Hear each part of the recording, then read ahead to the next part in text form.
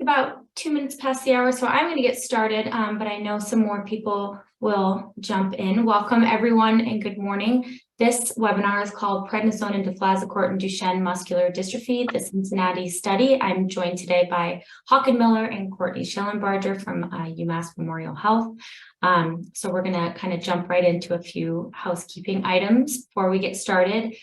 This webinar will have a presentation, and then we're going to have Q&A at the end. So I welcome you to use the Q&A button. It might be at the top or probably the bottom of your screen. Whenever a question comes to your mind, please do type it in that Q&A, but know that we're not going to move to that till the end of the webinar, but I don't want you to forget your questions. So please utilize it. We'll address them at the end, and then we also have a chat. So if you wanted to jump in, maybe it's not a question, but you wanted to kind of comment on your experience. This is a community-based webinar, so we welcome that as well. And here are our wonderful presenters for today. So I'm very happy to be joined by Courtney Schellenbarger and Håkan Miller.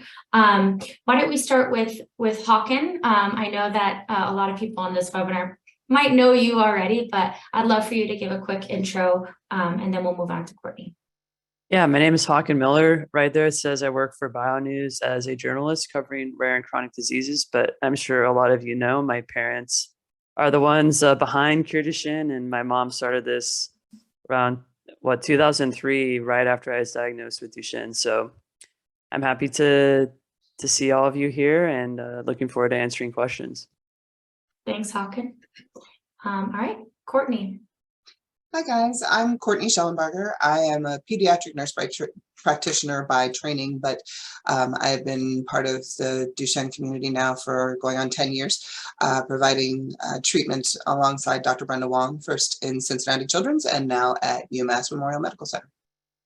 Excellent, thank you. Well, I'm going to move on to our first slide. We have a few kind of foundational slides before we jump into the data portion of this. So Courtney, I'll pass it on to you, and I'll see you again at the Q&A. Thanks, Carrie. And again, my pleasure to be here to discuss this study with everyone. So thank you so much for participating. The information discussed in this presentation does cover both prednisone and deflazacort. Here are QR codes for their FDA labeling. If you have any questions about that, you can feel free to pull up those labels, see what their indications are. Just as a note, as you can see, presenters cannot give medical advice about individual cases, and we would refer you back to your child's team or healthcare provider for any specific questions regarding your child. And neither Håkan or I have any relevant affiliations or financial disclosures to provide. However, the Cincinnati study was facilitated by the CTAP project with funding also from PTC Therapeutics. And you can see all of the various foundations and organizations and pharma companies that are all a part of the CTAP collaborative. So this presentation is based on this particular article, Real World Outcomes of Long-Term Prednisone and Deflazacort Use in Patients with Duchenne Muscular Dystrophy Experience at a Single Large Center. That is available online, and you can read it for free by using this QR code or this link to the actual journal article that was published in the Journal of Comparative Effectiveness Research in 2019. And then the plain language summary that we'll be discussing today was published in June of this year, and that is also available online. You can read that for free, either using that link or the QR code. And this is really more of a layman's discussion of the study and what the outcomes were. So that's the data that we're going to be discussing today. So what happened in the Cincinnati study? So prednisone and deflazacort are both steroids that are used in treatment with Duchenne muscular dystrophy. They're both corticosteroids or glucocorticoids, which is a specific type of corticosteroid that binds to the glucocorticoid receptors. And those medications are available in liquid and pill form for their variety of ages of patients to tolerate. And steroids work in Duchenne muscular dystrophy by reducing the inflammation in the cells. Inflammation causes a lot of cascade of things to happen in the body, and that sends a lot of immune cells. They try to do their job by cleaning and repairing the tissue, but unfortunately, the muscle membrane in Duchenne is weaker. And so that muscle cell membrane is not really amenable to healing and eventually causes fibrosis and fatty infiltration of the muscles. So the steroids work by reducing the inflammation and also reducing the immune response to that inflammation. And by doing so, reduces the negative effects of inflammation and the immune response on the muscle cells.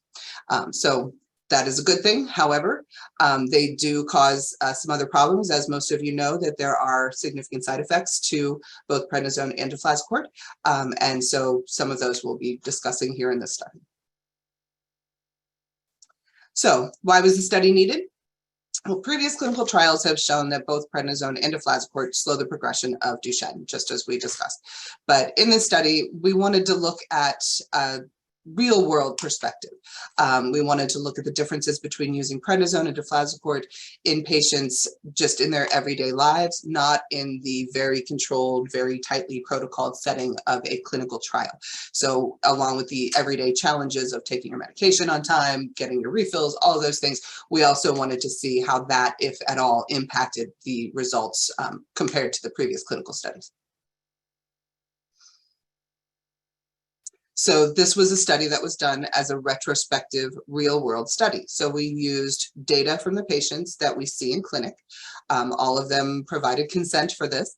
And we were able to collect their data at their visits. And then we went back through that data to look at the results for this study. So we went back through our patients' data that we had just collected as part of their clinical visit, and were able to pull the data from those visits for this study. So the patients who participated in this study were 435 boys with Duchenne muscular dystrophy that were all patients at our neuromuscular clinic at Cincinnati Children's Hospital. And they started taking their steroid, either prednisone or deflazacort, between 2004 and 2007. And as I stated previously, their parents or caregivers did provide consent for us to use their data for the study. So we had 105 participants that started taking prednisone as their initial steroid therapy, and we had 330 participants that started taking deflazacort as their first steroid. So we did have 3 times the number of patients on deflazacort as prednisone. And when they first started taking their steroid, these were their basic characteristics. They were, deflazacort patients were around 6, prednisone patients were a little bit older, closer to 8. The prednisone patients were slightly taller, again, they were a little older, and they also weighed a little more and had slightly higher BMIs, again, they were older, and then their lean body mass was 64.1% on prednisone versus 70% on deflazacort, and that is the percentage of body weight from your lean muscle and your organs, not counting fat or bone. And the prednisone patients had started taking their medication around 6.5 years, deflazacort around 5.5 years. And the participants who started taking their first steroid every day, as opposed to a high dose weekend or a 10 days on, 10 days off regimen, was 67, almost 68% for the prednisone group, and almost 95% of the deflazacort group. Very few of the deflazacort patients switched to prednisone during the course of the study, and we had about 42% of the patients did switch from prednisone to deflazacort during the time that we reviewed. And their ambulatory function, which we are using the functional mobility scale for, the FMS score, number 1 is normal function and number 8 is significantly impaired. So their FMS scores at the time of initially starting their steroid were 2.5, 2.5 for the prednisone group and 1.9 for the deflazacort group.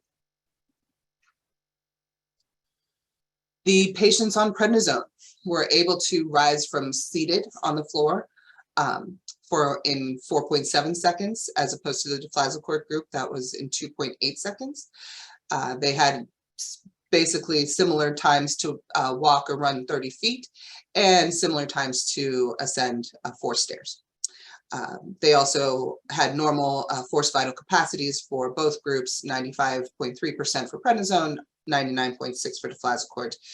And they also had normal cardiac function with the left ventricular ejection fraction of 58.6% for the prednisone group and 61.2% for deflazacort. So some of the things that we wanted to look at is in regard to milestones that we could measure prednisone versus deflazacort.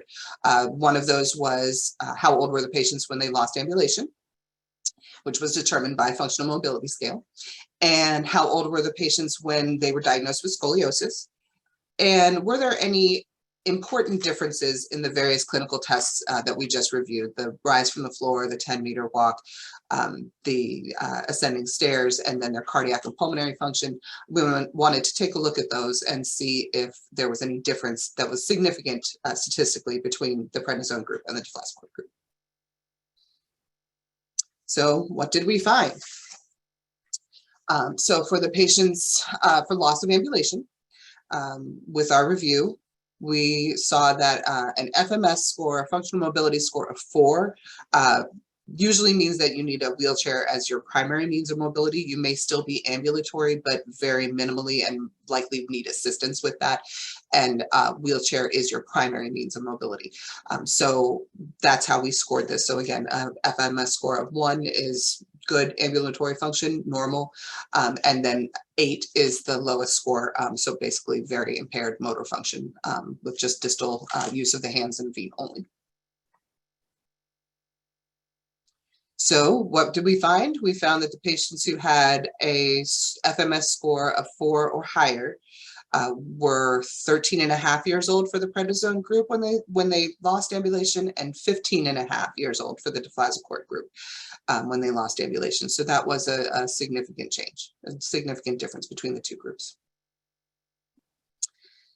And we calculated that the participants who take deflazacort were 53% less likely at the time of the review to get an FMS score of 4 or higher than the participants who took prednisone. So about 36% of the patients on prednisone were non-ambulatory, and about 23% of the patients on deflazacort. So again, a significant difference. How old were the participants when scoliosis was diagnosed? We looked at the prednisone group and the deflazacort group. To answer this question, we looked at the medical records. We reviewed the x-rays that we take on an annual basis at our clinics, and found that the average age of the participants when scoliosis was diagnosed for the prednisone group was about 18.5, which is significantly later than in previous cohorts of patients in the past. However, there weren't even enough patients in the deflazacort group for us to determine a scoliosis onset date, because there were so few of them that we couldn't calculate the average accurately and with enough power. When you're doing statistics, you have to have the numbers and to provide the power for your study to be correct, for you to make the correct conclusion. You have to have the right number of patients to provide that power. And we did not have enough patients to power the evaluation for scoliosis for deflazacort. So that's something that we could go back to in the future and possibly review those patients' further data and see if we are able to gather enough numbers to power such an evaluation. But right now we don't have the numbers to do that. So that is also significant. And we also found out that a smaller portion of the participants taking deflazacort obviously developed scoliosis than the patients taking prednisone. Only 8% of our 317 patients on deflazacort developed scoliosis versus 18% of the prednisone participants. And looking at the other various clinical tests that we talked about and seeing if there was any significant difference between the prednisone participants and the deflazacort participants, we did find that we looked at the various test scores in the participants' medical records, and we took the average of all of their clinic visits, and then calculated which group of participants had a better average score in each test. So looking at their time over the years. And some of these are known side effects of steroids, height growth suppression, weight gain, things like that are definitely a known side effect of corticosteroids or glucocorticoids. However, our finding was that the patients on prednisone were taller. So there was a significant difference there, that the patients on prednisone tended to be average taller than the patients on deflazacort. However, the patients on deflazacort tended to have a better, healthier overall weight. percentage of lean body mass, the percentage of body weight from fat, so their fat mass, and also their time to rise from the floor. All of those numbers were better in the deflazacort group than they were in the prednisone group. Again, time taken to walk or run 30 feet, time taken to ascend the 4 stairs, and their FVC percent predicted for their age and height all were improved on the deflazacort group, better compared to the prednisone group. There was no noticeable difference in the cardiac function or the bone density. Both of those were similar with both groups, no statistically significant difference. So this was a study that we did to look at the differences between the two groups. We did feel like this really confirmed what we already thought, that deflazacort was the superior medication when compared with prednisone, because it does provide slower progression and longer ambulation in the context of controlling the side effects compared to prednisone. And also looked at the differences between prednisone and deflazacort in patients who are seen outside of a clinical trial, outside of those very controlled, very protocoled settings, just seeing how the patients really, with their own diet, with their own other medications, how this worked in the real world. And it was positive to us to see that what we felt like we were seeing in clinic did play out in the data. And at this point, I'm going to turn things over to my co-presenter, Håkan Miller, who's going to discuss a patient's perspective of the Cincinnati study. Thanks so much, Courtney. That was very informative. And yeah, I'd like to give a little bit about my perspective as a patient taking deflazacort since I was around 5.5, 6, and I'm now 26, so about 20 years, which is hard to imagine looking back on it now. But I think, that patient experience is important. So I'll go ahead and explain that. So I was invited to be a patient author for this study, or this plain language summary of the study that Courtney was referencing. And it was very exciting to be part of this journal article. I have a lot of bylines in journalism, but it was cool to be able to be a part of a study like this. And I just wanted to, there's a little blurb there of what I wrote about my experience. And I think what I really wanted to pull out of that is near the bottom there in that green box, it says dealing with the side effects with deflazacort. There are many, as Courtney kind of alluded to, but it's by no means easy, but I believe it's worth it in the long run. And also I'll pause here to, remind everyone that Duchenne is a very variable condition, and that my experience is not like everyone else's experience. I can only speak to what I've gone through with deflazacort, but I believe personally it's made a huge impact on my quality of life. So I just wanted to quickly go through my experience with deflazacort. I'll start on the left. That is being my kindergarten teacher, Mrs. Larimer, and that's around the same time I started taking deflazacort. And I don't remember this very well, but my parents said when I started, they immediately saw a difference. I was running around the playground more. They described me as I was wearing a red shirt. I was like a red flash. They're like, "Oh, that's Håkan. That's crazy." And so obviously that helped, with my ability to run and, my physical abilities when I was younger, which was really valuable for me because I was able to, to an extent, keep up with my peers and do handball and, play soccer goal. I wasn't out there running around, but, I had that mobility, which is really important for me. And I will say, there were some challenges. Like I was always the shortest person in my class, which you can see there.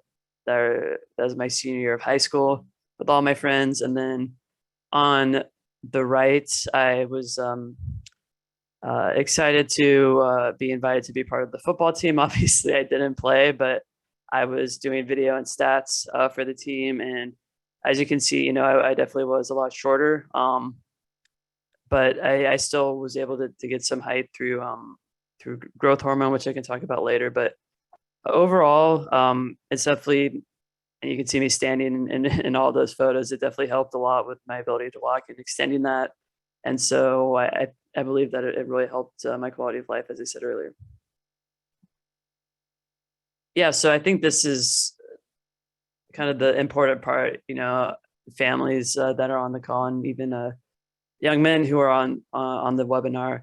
There are pros and cons to everything in life, including steroids.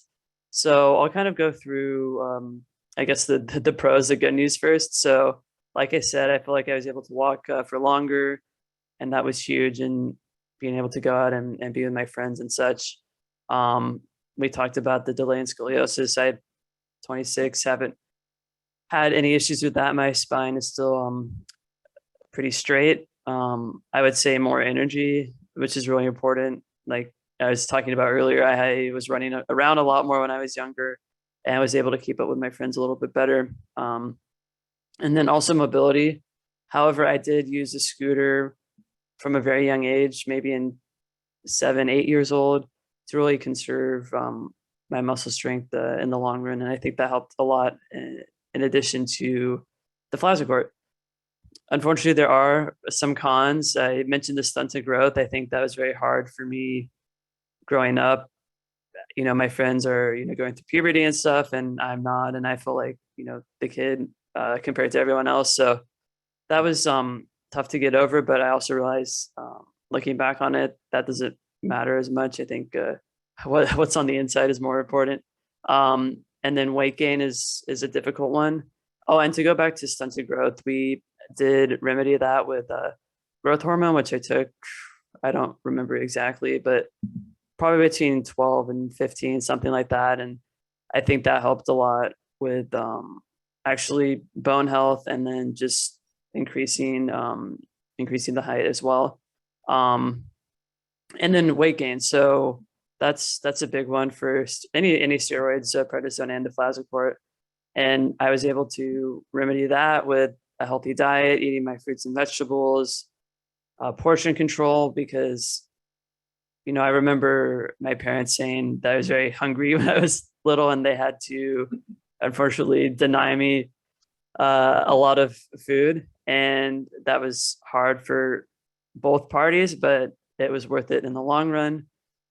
I already discussed delayed puberty, the immunocompromised nature, or I should say steroids can cause you to be immunocompromised. So you have to be careful about getting sick. And then that also brought in some issues with acne and some different fungal infections and such. And so just keeping an eye on that, and staying aware of what's going on your body. And then, osteoporosis can be a very dangerous side effect, especially if you fall and break something. So I was on, for a very long time, actually just took a drug holiday from it, but I was on Fosamax, which is the osteoporosis medication, for a long time. And that has definitely helped keep my bones healthy.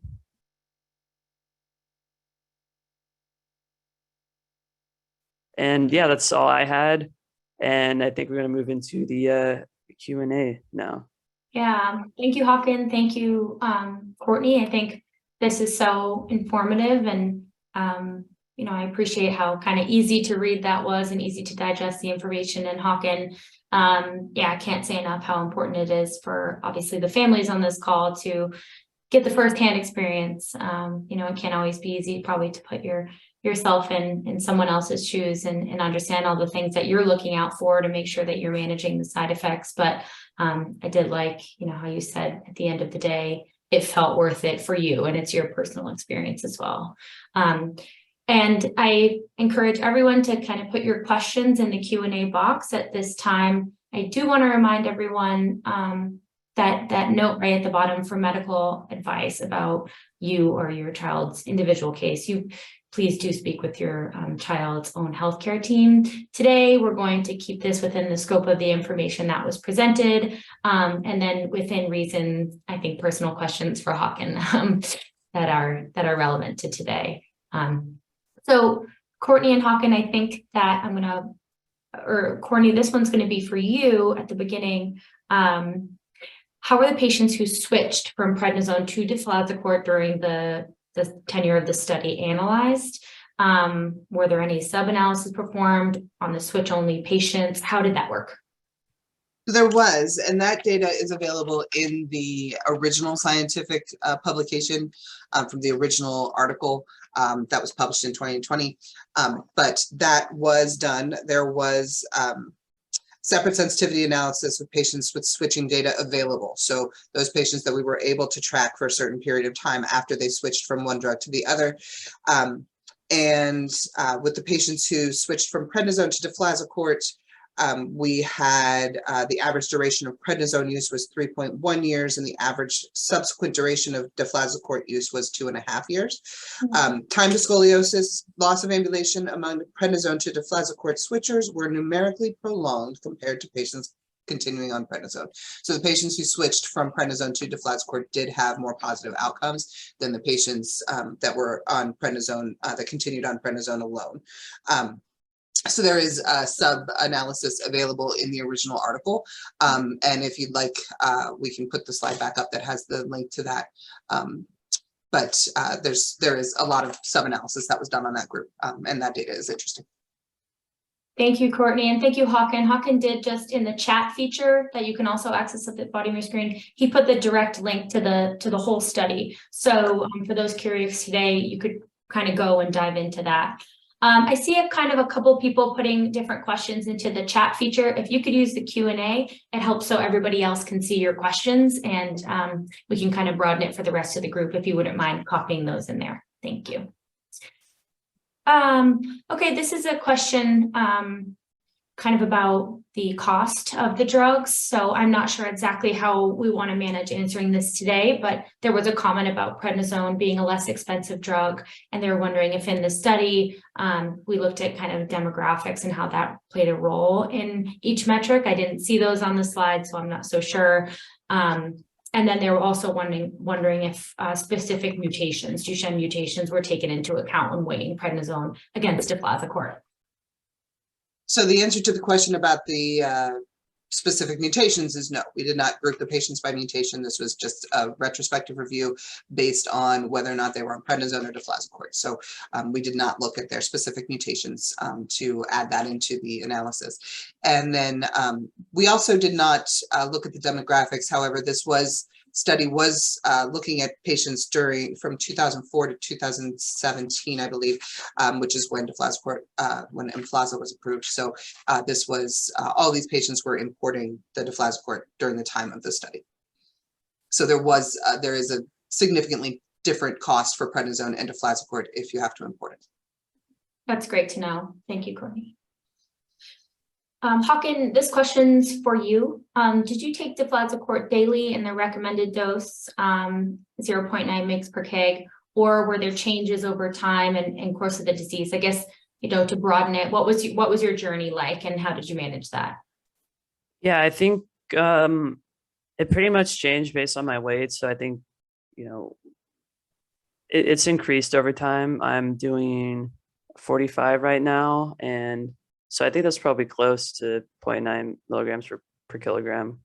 So, and what was he? And I mean, I think obviously the disease course is, progressed, and it's really hard for me to stand even.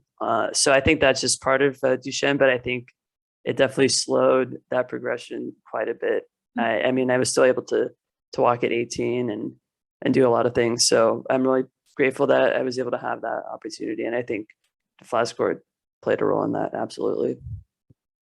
And then I'll just broaden that even further.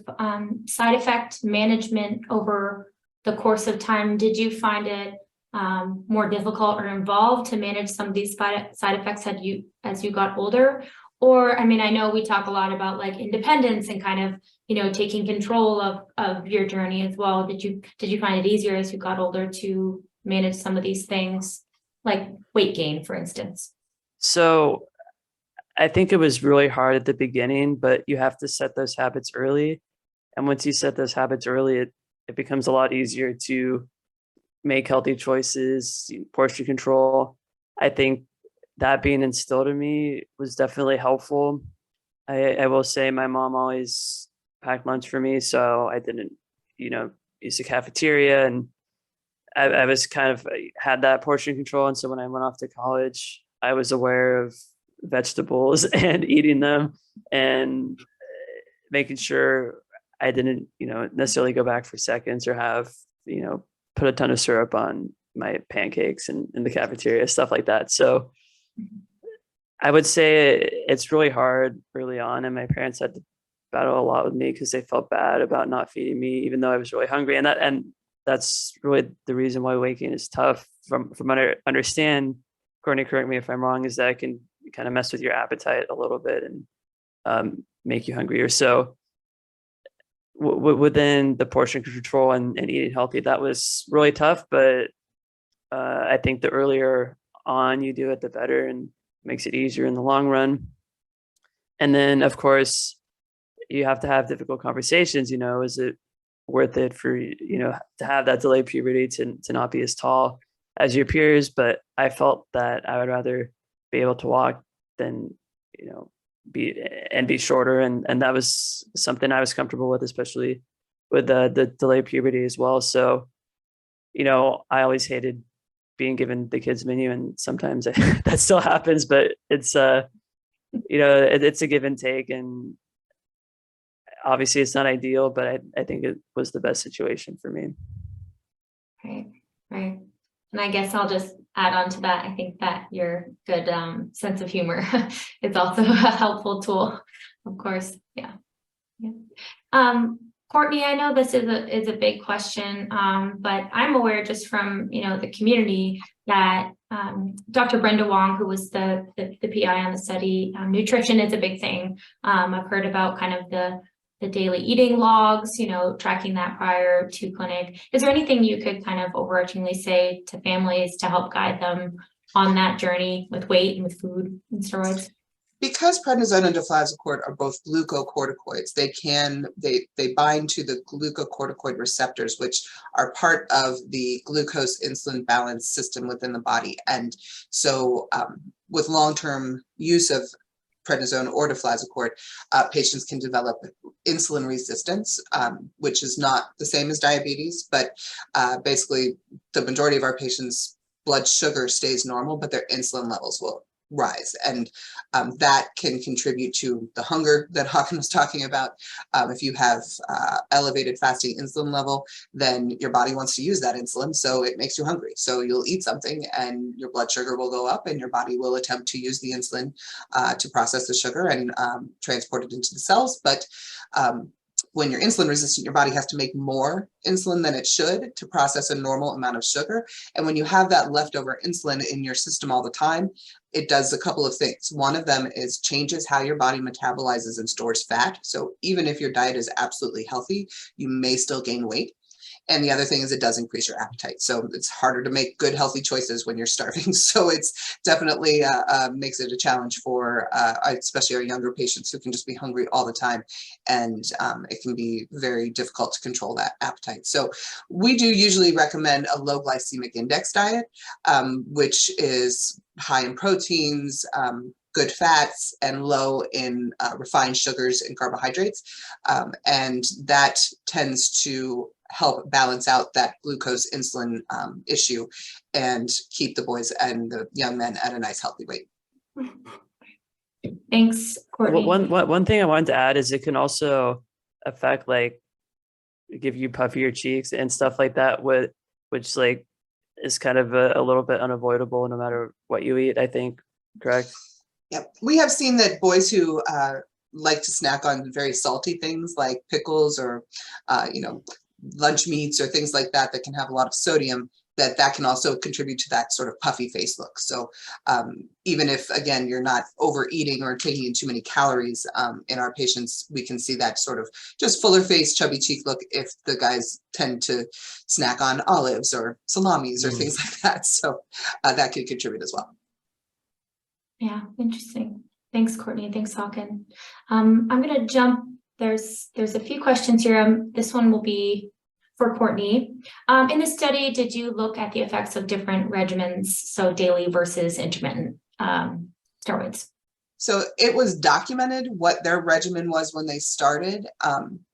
I believe the majority of the patients ended up on daily dosing, but we tracked what their initial regimen was, but I don't believe there was a subset of data that was analyzed based on that.